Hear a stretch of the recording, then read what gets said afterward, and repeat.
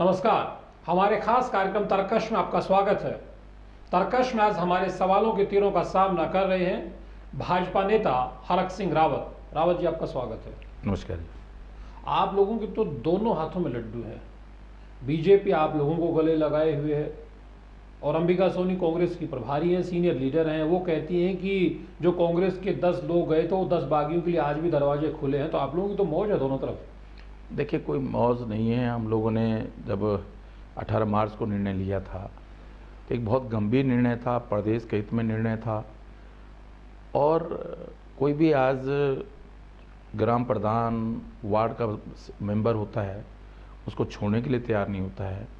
मेरे पास 11 विभाग थे, 1 साल मंत्री रह सकता था। हमारे 9 साथी 1 साल और विधायक रह सकते थे। लेकिन हमने एक बहुत बड़ा निर्णय लिया।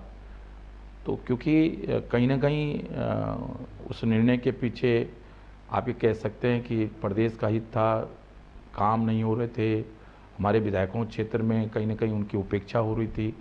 और कहीं ना कहीं विधायकों को लगता था कि भाई जो सरकार चल रही है कांग्रेस की, माननीय हरीश रावत जी की, वो कहीं ना कहीं एक सही दिशा में काम नहीं कर रही है। और कल हमको जनता के बीच में अगर जाना है तो निश्चित रूप से हरीश रावत जी के साथ साथ हमको भी जवाब देना पड़ेगा। आप लोगों को लगता है कि हरीश रावत अच्छे कप्तान नहीं थे, इसलिए आप लोगों को जाना पड़ा। देखिए, हरीश रावत भी नहीं अच्छे कप्तान है। और ये केवल हमारा निर्णय केवल हरीश रावत को लेकर नहीं था। राहुल गांधी, सोनिया गांधी, देखिए, इसलिए था कि जब तक सोनिया गांधी जी के हाथों में कमान थी तो सोनिया गांधी समझती थी। अगर उनको कोई समझ नहीं आता था तो वो समझने की कोशिश करती थी। लेकिन जब से राहुल गांधी ने निर्णय लेने शुरू किए तो राहुल गांधी के अंदर मैं सोचता हूँ इतना अहम है, या बचकाना उनका व्यवहार है, या वो गंभीरता से नहीं लेते हैं अपने से बड़ी उम्र के व्यक्ति को, अपने से बड़े नेता को जो संघर्ष से नीचे से ऊपर आया है, उसके साथ भी कहीं ना कहीं उनका व्यवहार ऐसा होता है। वो ये भूल जाते हैं कि अगर वो राजीव गांधी, सोनिया गांधी के पुत्र नहीं होते तो शायद कोई उनको ग्राम प्रधान राहुल गांधी का व्यक्तित्व, राहुल गांधी का टैलेंट, राहुल गांधी का जो बातचीत करने का अंदाज है, वो इस लायक नहीं है कि कोई उनको ग्राम प्रधान भी बना सके। अब आप लोग भाजपा में हैं मार्च के बाद से, क्या भाजपा में आप लोग संतुष्ट हैं जिस तरह से आप लोग भाजपा में आगे बढ़ रहे हैं या चुनाव को सामने देख रहे हैं? देखिए, राजनीति में पूरी तरह से आप लोग अपने आप को एक तरह से देखिए, राजनीति में आप ये सोचें कि सब कुछ लोग परोस कर आपको दे देंगे और आपको कुर्सी पे बैठा देंगे, तो मैं सोचता हूँ कोई भी व्यक्ति अगर ये सोच के राजनीति में आगे आया है या किसी पार्टी में सम्मिलित हुआ है तो ये उसकी ज़िंदगी की सबसे बड़ी भूल है। हरक सिंह रावत हर बार जो सीट बदलते रहे, इस बार उनको कोई माकूल या कोई अपने लिए मुफीद सीट नहीं मिल पाई है, या फिर जो सीट हरक सिंह रावत चाहते हैं वहां पे पहले से बीजेपी के पूर्व विधायक या पूर्व कैंडिडेट जो पिछला चुनाव हारे थे कांग्रेस के हाथों, वो अपना कड़ा और प्रचंड विरोध कर रहे हैं, जिसके चलते हरक सिंह रावत को कोई सीट नहीं मिल रही। देखिए, मैं बहुत साफ कहना चाहता हूँ कि पहली बार तो ये कि मैंने सीटें जरूर बदली हैं, लेकिन मैंने खुद नहीं बदली हैं सीटें। और ऐसा नहीं है कि मैं एक विधानसभा से 2 बार विधायक नहीं रहा हूँ। जब मैं भारतीय जनता पार्टी से 91 में विधायक था, पौड़ी से मंत्री था उत्तर प्रदेश में, तो मैं पौड़ी से दूसरी बार भी विधायक चुनाव लड़ा हूँ 93 में, और भाजपा से विधायक रहा हूँ। लेस्डोन से मैं 2002 में विधायक था। 2007 में जब हमारे प्रदेश के कांग्रेस सरकार के सारे मंत्री लगभग चुनाव हार गए, इंदिरा आदेश, नवप्रभात, मंत्री प्रसाद नैथानी, सुरेंद्र सिंह नेगी, सुरभि सिंह सजवा, सारे लोग चुनाव हार गए, मैं उसमें चुनाव जीता लेस्डोन से, और 4,500 से अधिक वोटों से लेस्डोन से चुनाव जीता।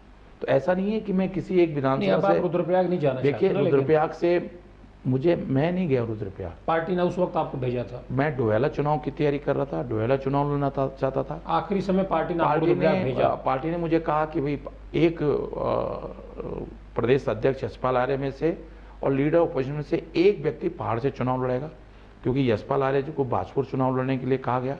तो मुझे कहा गया कि आप पहाड़ में चुनाव लड़ोगे, और ऐसी सीट जो कांग्रेस पिछले 2002 से नहीं जीती है, और रुद्रप्रयाग सीट आप देख लीजिएगा 2002 में नहीं जीती, 2007 में नहीं जीती।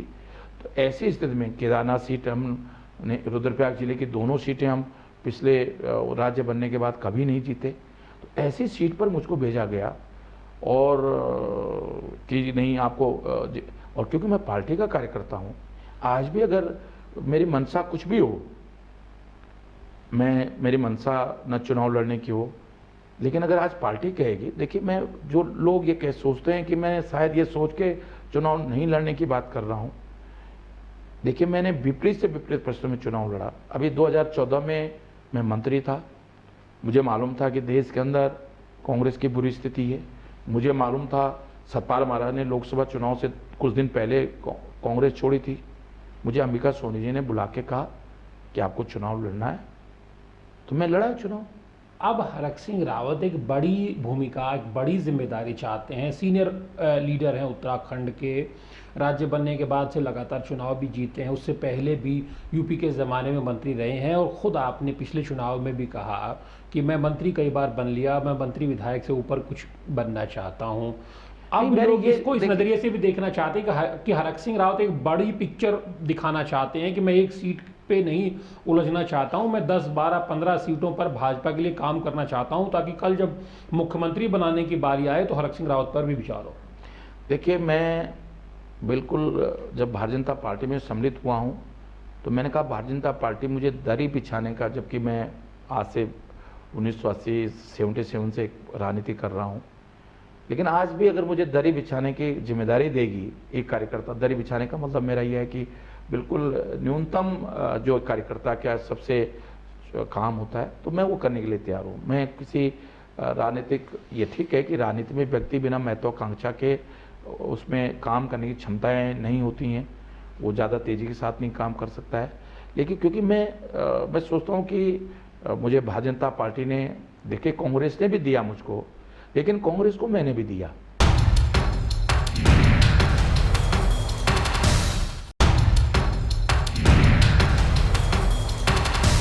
बीजेपी में कुछ नेताओं में बेचैनी नहीं है कि हरक सिंह रावत अगर बीजेपी में ज़्यादा स्पेस पाएंगे, उनको ज़्यादा जगह मिलेगी, तो आगे चल करके वो उनकी राजनीति के लिए संकट बन जाएंगे? देखिए मैं भारतीय जनता पार्टी को इस उत्तराखंड में उस जमाने में भारतीय जनता पार्टी का काम किया है जिस जमाने में भारतीय जनता पार्टी का शायद गांव तो छोड़िए, ब्लॉक में भी कोई कार्यकर्ता नहीं मिलता था। उस समय मैंने स्कूटर पर घूम घूम के मेहनत की है। आज भी मैं सिर्फ आज भारतीय जनता पार्टी में आया हूँ, मेरे विचारों के नज़दीक है। हमेशा मैं भले ही कांग्रेस में रहा, लेकिन दिल से, सोच से मैं हमेशा भारतीय जनता पार्टी। घर वापसी हुई आपकी, बाकी लोग आए लेकिन आप तो अपने घर में आए। परिस्थितियों के कारण मैं भले ही भाजपा छोड़ी हो, लेकिन दिल और दिमाग से कभी मैं भाजपा से दूर नहीं रहा हूँ, कभी मैं आरएसएस से दूर नहीं रहा हूँ। आरएसएस के प्रांत प्रचारक हूँ, विभाग प्रचारक हूँ, जिला प्रचारक हूँ, शिशु मंदिर के आचार्य हूँ। हमेशा कभी कोई कार्यक्रम होता था और मैंने कभी ये परवाह नहीं कि मैं कांग्रेस का मंत्री हूँ। सवाल है प्रदेश में आपकी है तो बाकी नेताओं की भी हो सकती है। देखिए मेरी कोई महत्वाकांक्षा आज नहीं है, मेरी सिर्फ ये महत्वाकांक्षा है कि प्रदेश में भाजपा की सरकार आ जाए। मुख्यमंत्री कौन बने ये निर्णय माननीय अमित शाह जी करें, माननीय शिव प्रकाश जी करें, माननीय मोदी जी करें, माननीय रामलाल जी करें, पार्टी हाईकमान करें, जो वो तय कर देंगे। मुझे बिल्कुल भी तकलीफ नहीं होगी, हमें बिल्कुल भी ये नहीं होगा कि भाई हमें क्यों नहीं मौका दिया गया है, या हमें जिसको भी जो भी उनका निर्णय होगा हम उस निर्णय को, बस हमारा उस निर्णय को स्वीकार करेंगे। फिर मंत्री बन जाएंगे? नहीं, देखिए मैंने कहा नहीं, मुझे बहुत शौक नहीं है। देखिए मैं 12 में भी मंत्री नहीं बनना चाहता था। अभी कुछ अखबारों ने, कुछ सोशल मीडिया में कुछ लोगों ने कहा कि भाई हरक सिंह ने धारी माँ की कसम खाई थी और फिर मंत्री बन गए। आपने कसम तो खाई थी।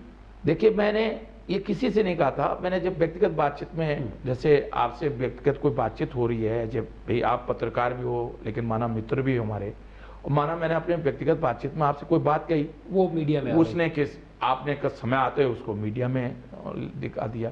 भाजपा में जो आप 10 लोग आए, ज़्यादातर लोग गढ़वाल से हैं और भाजपा में पहले से गढ़वाल में लीडरशिप रही है। ख़ास तौर पर अब ये मान के चला जा रहा है कि हरक सिंह रावत हैं, सतपाल महाराज हैं, त्रिवेंद्र रावत हैं, तीरथ रावत हैं, और इस तरह और जो नेता हैं, यानी गढ़वाल में भाजपा बिल्कुल एक तरह फुल पैक है नेताओं से। और ज़्यादातर नेताओं की जो राजनीतिक महत्वाकांक्षा है बड़ी कुर्सी को लेकर, मुख्यमंत्री पद को लेकर के, तो आपके सामने सतपाल महाराज चुनौती हैं, क्योंकि आप ठाकुर नेता हैं और सतपाल महाराज भी ठाकुर नेता माने जाते हैं, त्रिवेंद्र रावत हैं, तो किसको आप बड़ी चुनौती मानते हैं राजनीतिक अनुभव के लिहाज? मैं किसी के लिए मुख्यमंत्री बनने के लिए लॉबिंग कर रहा हूँ, ना मैं मुख्यमंत्री बनने के लिए ना खुद के लिए लॉबिंग कर रहा हूँ, ना किसी और के लिए लॉबिंग करने वाला हूँ। मैं तो पार्टी की सरकार आ जाए, अमित शाह की जय हो जाए, मोदी जी की जय हो जाए, कांग्रेस प्रदेश विकास के रास्ते पे आगे बढ़े, कांग्रेस यहाँ से कांग्रेस मुक्त हो जाए प्रदेश, माने मोदी जी का संकल्प ये सही हो जाए, और दिल्ली में भी भारतीय जनता पार्टी की सरकार। एक और लालच है हमारा कि दिल्ली में भाजपा की सरकार, प्रदेश में भी भाजपा की सरकार होगी, एक ही पार्टी की सरकारें दोनों जगह होगी। तो ये जो रोज हरीश रावत जी कहते हैं कि दिल्ली पैसा नहीं दे रहा है, हम कहते हैं हमने पैसा दिया, ठीक से खर्च नहीं हो रहा है, भ्रष्टाचार हो गया है, ये बातें खत्म होंगी। हरीश रावत तो कहते हैं कि चाहे कुछ भी हो जाए, इन 10 कांग्रेस से गए बागियों को नहीं जीतने देंगे। मैं तो सोचता था कि शायद हरीश भाई इतने बड़े झटके खाने के बाद शायद उनके अहम को चोट लगी होगी, और कभी कभी लोग स्वाभिमान और अहम में अंतर नहीं समझते हैं। लोग सोचते हैं ये मेरा स्वाभिमान है, जबकि सच ये होता है कि वो उनका स्वाभिमान नहीं होता, उनकी वो सेल्फ रिस्पेक्ट नहीं होती है, वो उनका अहम होता है। और हरीश भाई जो बार बार कहते हैं कि खाता ना भाई हरीश रावत जो कहे, भले ही उन्होंने चाहे किसी भी परिप्रेक्ष्य में कहा हो, लेकिन ये उनका अहम झलकता है कि आप जो मैं जो कह रहा हूं वो सही है। अरे कभी कभी चींटी भी बड़ा सा बड़ा काम कर देती है, सुई कपड़ा सिलने का काम कर सकती है, हम सबल से कपड़ा नहीं सिल सकते। नहीं, हरीश रावत ये कहते हैं देखिए, कि मैं उत्तराखंड की जनता ये तय कर ले कि जो दल बदल करने वाले लोग हैं, अगर उनको जिताया तो ये उत्तराखंड की हार होगी। उत्तराखंड से जोड़ करके इसको रख रहे हैं कि दल बदल करने वालों को। मैं एक बहुत हरीश भाई दल बदल के लिए आपको दोषी सिद्ध करना चाहते हैं। मैं हरीश भाई से एक बात और आगे कह रहा हूं कि जो पीठ में छुरा भोगते हैं उनको उत्तराखंड की जनता सबक सिखाएगी। तो आपके बहुगुणा के लिए कहा उन्होंने कि भाई आप मुझे हमने कांग्रेस की पीठ में छोरा भोगना उसे कहते हैं। हमें कांग्रेस पसंद नहीं आई, हमने छोड़ दी। हरीश पीठ में छोरा भोगना उसे कहते हैं कि आप उस पार्टी में बने रहो, बगावती कैंडिडेट को चुनाव लड़ाओ। आपको मुख्यमंत्री नहीं बनाया तो आपने मोतीलाल वोरा की कांग्रेस भवन में धोती खुलवा दी 2002 में। आपने मोतीलाल वोरा मुर्दाबाद के नारे लगा दिए, सोनिया गांधी कांग्रेस के मुर्दाबाद के आपके कार्यकर्ताओं ने खुल के आप प्रदेश अध्यक्ष थे, आपके नेतृत्व में वहां कांग्रेस भवन में लगाए गए। पूरे 5 साल तिवारी जी को आपने परेशान किया, पत्र बम फेंकते रहे, पीठ पे छुरा भोगते रहे, सरकार को अस्थिर करते रहे।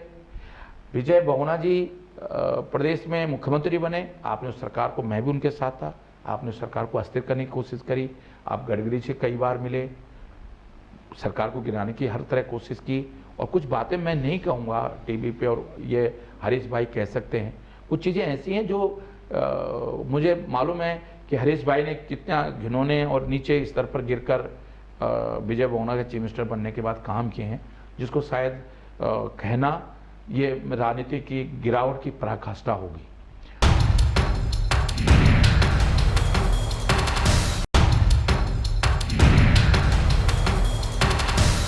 हरीश रावत देखिए, हरीश रावत अंदरूनी राजनीति करेंगे, लेकिन आप लोग तो अपना दल ही छोड़ के चले गए। देखिए, मैं उसे अच्छा मानता हूं। मैं आपके साथ, अगर मेरे विचार आपसे नहीं मिल रहे हैं तो ये अच्छा नहीं है कि मैं आपके साथ लिपट चिपट करता रहूं और मौका देके आपको धोखा दे दूं। क्योंकि जो साथ रहता है, देखिए जो सामने खड़ा होता है वो दुश्मन ज्यादा अच्छा होता है, बजाय ऐसे मित्र के जो साथ में चल रहा है और मौका पड़ने पे आपको लंगड़ी मार दे, आपको धोखा दे दे। ऐसा मित्र खतरनाक होता है। हरीश रावत ऐसा मित्र है। हरीश रावत कांग्रेस का ऐसा पुराना कार्यकर्ता है जिसने हमेशा कांग्रेस को उत्तराखंड में कमजोर करने का काम, जब कांग्रेस, और उत्तराखंड को ही नहीं, कांग्रेस को नहीं, उत्तराखंड राज्य का जब आंदोलन 1994-95 में चल रहा था, हरीश रावत ने नरसिंह राव जी के साथ सेवादल के राष्ट्रीय उपाध्यक्ष के रहते हुए, चाहे मुजफ्फरनगर कांड हो, चाहे मंसूरी कांड हो, मुलायम सिंह और नरसिंह राव जी ने मिलकर जो तांडव उत्तराखंड की जनता के साथ किया है, उसके लिए हरीश रावत भी उतने ही दोषी हैं जिससे स्वर्गीय नरसिंह राव दोषी हैं, जितना मुलायम सिंह दोषी हैं। एक बात, तो ये उत्तराखंड की जनता के साथ हरीश रावत ने धोखा किया उत्तराखंड राज्य आंदोलन में। और जो संयुक्त संघर्ष, हरीश रावत जो अपने आप को उत्तराखंड आंदोलनकारी बनता है, मुझे याद है उत्तराखंड निवास में, उसमें यूपी निवास था, 96 में जब राज्य आंदोलन लगभग समाप्त हो गया था, तब संयुक्त संघर्ष समिति कुछ पिटे हुए नेताओं, जो उत्तराखंड आंदोलनकारी जिनको कोई नहीं पूछ रहा था, उनको मिलकर संयुक्त संघर्ष समिति बनाई थी और उसका संयोजक हरीश रावत तब बना था जब नरसिंह राव प्रधानमंत्री पद से हट गए थे। जब तक नरसिंह राव प्रधानमंत्री रहे, हरीश रावत उत्तराखंड के आंदोलन को कुचलते रहे। अब ये कहा जा रहा है कि भाजपा में नेता इतने सारे इकट्ठे हो गए, लेकिन बारात तैयार है, दूल्हा नहीं मिल पा रहा, चेहरा नहीं मिल पा रहा। दूसरी तरफ कांग्रेस में तय है हरीश रावत रहेगा कांग्रेस का चेहरा, भाजपा में कोई चेहरा क्या नहीं लगता है कि ऐसा चेहरा सेना कैसे लड़ पाएगी जिसका कोई सेनापति? देखिए, क्या ऐसा चेहरा हरीश रावत का जो चेहरा है, हरीश रावत का चेहरा अगर बहुत अच्छा होता, 2002 में 36 सीट से ज्यादा नहीं आई, प्रदेश के अध्यक्ष थे हरीश रावत जी। कांग्रेस ने आज तक क्यों नहीं मुख्यमंत्री बनाया? तो हरीश रावत कोई चेहरा, हरीश रावत को अल्मोड़ा की जनता ने चुनौती नहीं मानते आप? बिल्कुल नहीं है चुनौती, मैं आपको बता रहा हूँ। हरीश रावत 4 बार हरीश रावत एमपी उस समय जीतते रहे, जब कांग्रेस से मैं हीन शब्द का प्रयोग नहीं कर रहा हूं, लेकिन जो जब बिना जनाधार के लोग भी जो है कांग्रेस से चुनाव जीत जाते थे, 80, 84, 89 में जीतते रहे। जब से भारतीय जनता पार्टी आगे आई है, जीवन शर्मा जैसे लोगों ने, जो दिल्ली से नया कार्यकर्ता हमारा आया था, उसने एमपी हरा दिया। उनकी पत्नी सहित 4 बार अल्मोड़ा पार्लियामेंट के क्षेत्र के लोगों ने उनको हराया। कुमाऊं में इस समय वो दिल्ली में कैबिनेट, कुमाऊं में गढ़वाल में जो माहौल आज है, दिल्ली में आज वो कैबिनेट मंत्री थे भारत सरकार में, वो मुख्यमंत्री बने और उनकी पत्नी 1,77,000 से हरिद्वार की जनता में हार गए। तो हरीश रावत जहां एक बार एमपी बन गए, लहर को छोड़ दिया जाए तो हरीश रावत चुनाव नहीं जीते हैं। यानी कि आप लोग क्या चुनौती, मैं हो क्या है ना, उस तरह चुनौती नहीं बिल्कुल नहीं है चुनौती। हरीश रावत खुद के लिए चुनौती है। कुमाऊं में क्या स्ट्रेटजी रहेगी? देखिए, कुमाऊं में मैं आज आपको कह रहा हूं, लोगों को बिल्कुल गलत फहमी है। अगर भारतीय जनता पार्टी अगर कहीं मजबूत है, मैं ये नहीं कह रहा हूं कि गढ़वाल में कमजोर है, तो कुमाऊं में भी बहुत मजबूत है। मैं घूम के आया हूं ना, धरातल पर देख के आया हूं।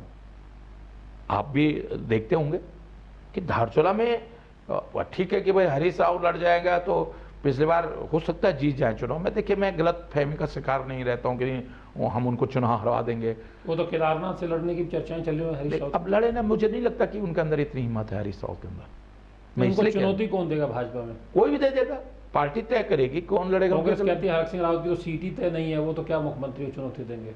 अरे देखिए, पार्टी तय करेगी ना, लेकिन लड़े ना चुनाव कांग्रेस, हरीश रावत जी। केदारनाथ से लड़े, रुद्रप्रयाग से लड़े, श्रीनगर से लड़े, धर्मपुर से लड़े।